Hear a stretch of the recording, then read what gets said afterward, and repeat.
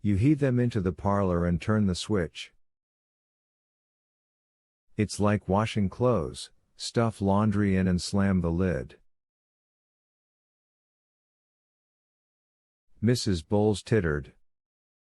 They'd just as soon kick as kiss me. Thank God, I can kick back. The women showed their tongues, laughing.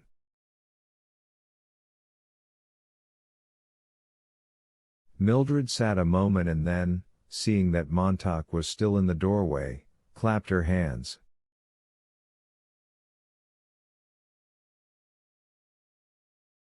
Let's talk politics, to please Guy. Sounds fine, said Mrs. Bowles. I voted last election, same as everyone, and I laid it on the line for President Noble.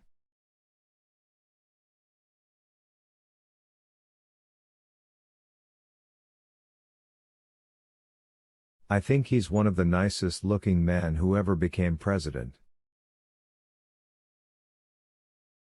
Oh, but the man they ran against him. He wasn't much, was he? Kind of small and homely, and he didn't shave too close or comb his hair very well. What possessed the outs to run him? You just don't go running a little short man like that against a tall man. Besides, he mumbled. Half the time I couldn't hear a word he said. And the words I did hear I didn't understand. Fat, too, and didn't dress to hide it. No wonder the landslide was for Winston Noble. Even their names helped. Compare Winston Noble to Hubert Hoag for 10 seconds and you can almost figure the results.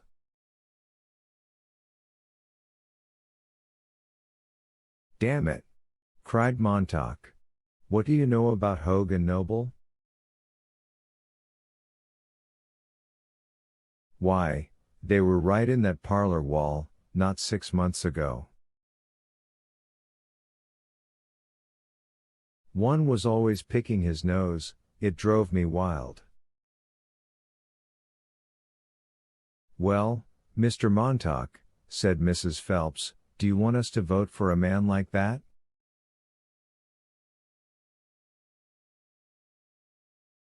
Mildred beamed. You just run away from the door, Guy, and don't make us nervous.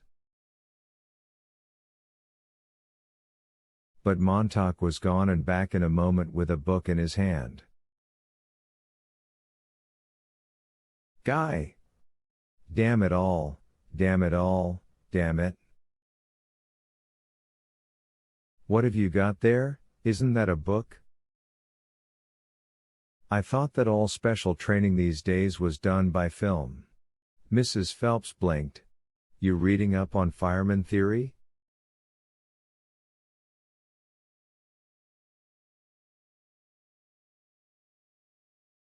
Theory, hell, said Montauk. It's poetry.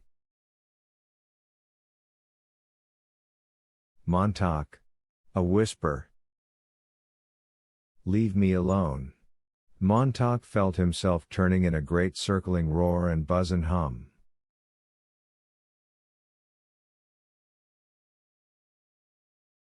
Montauk, hold on, don't.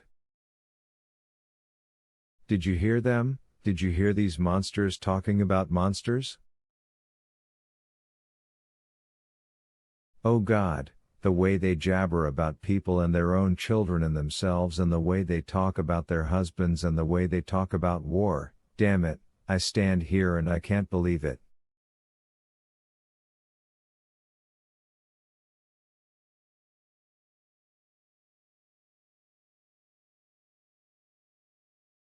I didn't say a single word about any war, I'll have you know, said Mrs. Phelps.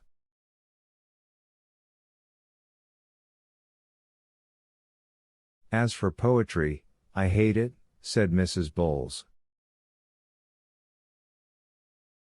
Have you ever read any? Montauk, Faber's voice scraped away at him. You'll ruin everything.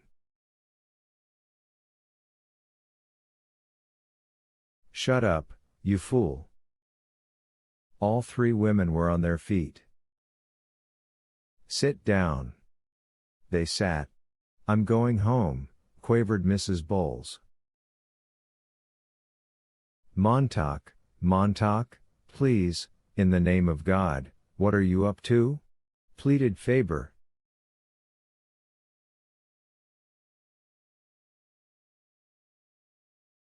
Why don't you just read us one of those poems from your little book? Mrs. Phelps nodded. I think that'd be very interesting.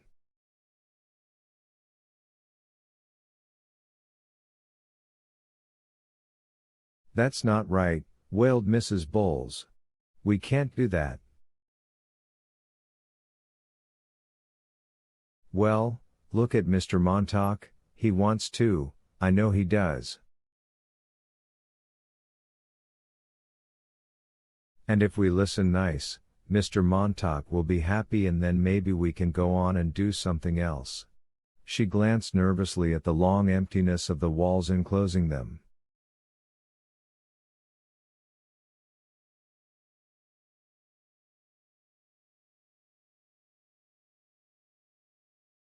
Montauk, go through with this and I'll cut off, I'll leave. The beetle jabbed his ear.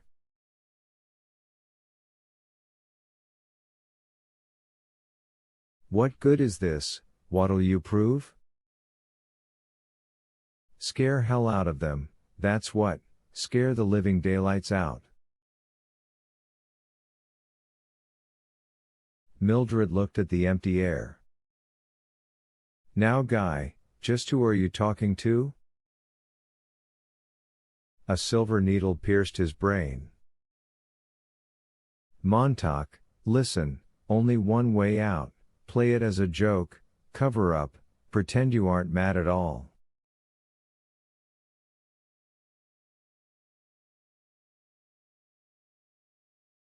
Then walk to your wall incinerator, and throw the book in.